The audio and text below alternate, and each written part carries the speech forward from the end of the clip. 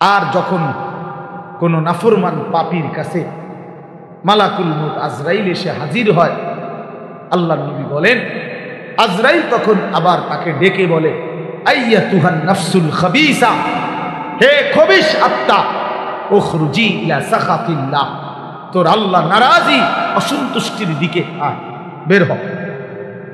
খোদার কসম আল্লাহ পাক, আল্লাহর নবী বলেন নাফরমানের রূহ তখন কলিজা থেকে বের হতে চায় না। তখন মালাকুল মউত আজরাইল খপ কইরা কলজাটার মধ্যে ধইরা বেঈমানের রূহটা একটা টান দিয়া ছিঁড়ে ফেলে, একটা টান দিয়া ছিঁড়ে ফেলে। ছিঁড়িলেই রূহটা আইসা কণ্ঠনালীর মধ্যে এখানে আটকায় যায়।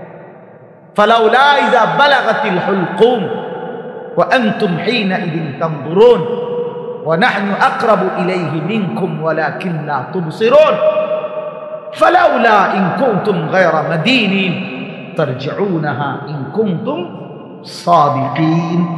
আল্লাহ বলে নাফরমান যদি সক্ষমতা থাকে, রুহুটাতে এখানে আটকায় রয়েছে, এটারে আবার আপন জায়গায় কলিজায় ফিরায় নে, তারজিউনাহা দে ফিরায় ইন কুনতুম সাদিকিন।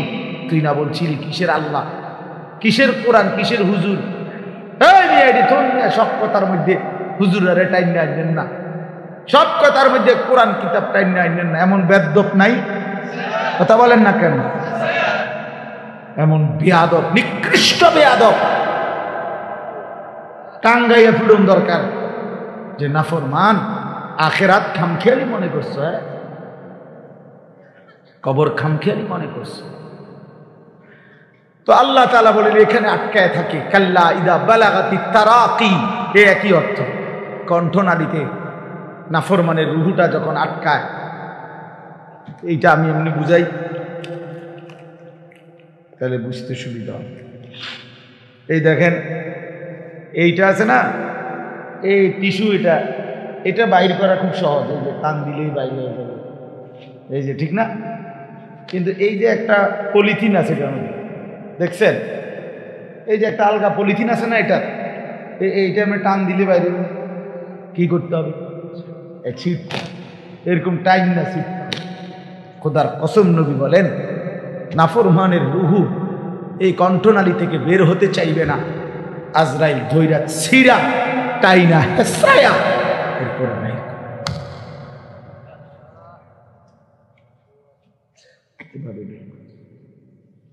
কাল্লা ইযা বালাগাতিত তারাকি ওয়াকিলা মান রাক ওয়া যান্না আন্নাহুল ফিরাক ওয়ালতাফাতিস সাকু বিস-সাক ইলা রাব্বিকা ইয়াওমাইযিনিল মাসাক ফালা সাদ্দাকা ওয়ালা সাল্লা ওয়ালাকিন কাযযাবা ওয়া তাওয়াল্লা সুম্মা যাহাবা ইলা আহলিহি ইয়াতামাত্তা আওলা লাকা ফাআওলা সুম্মা আওলা লাকা ফাআওলা।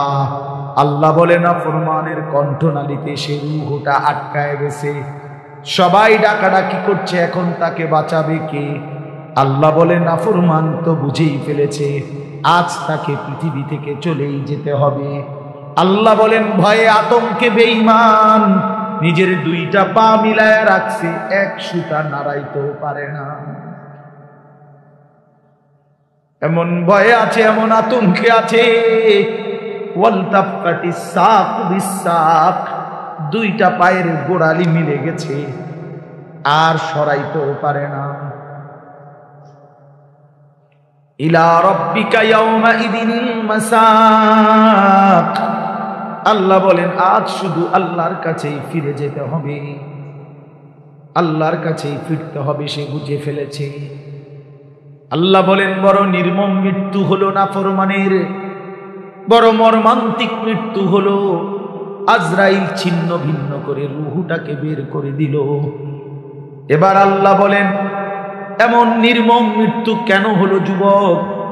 বন্ধু আমার, দোস্ত আমার, শোনো, কারো কণ্ঠনালী থেকে রূহটাকে ছিন্ন ভিন্ন করবে কেন ফেরেশতা আজরাইল? কেন রুহুটা স্বাভাবিকভাবে বের হয় নাই? আল্লাহ বলেন ফালা সাদ্দাকা ওয়ালা সাল্লা, কারণ হইল এই নাফরমান আমি আল্লাহকে বিশ্বাস করে নাই, ওয়ালা সাল্লা, এবং নামাজ আদায় করে না।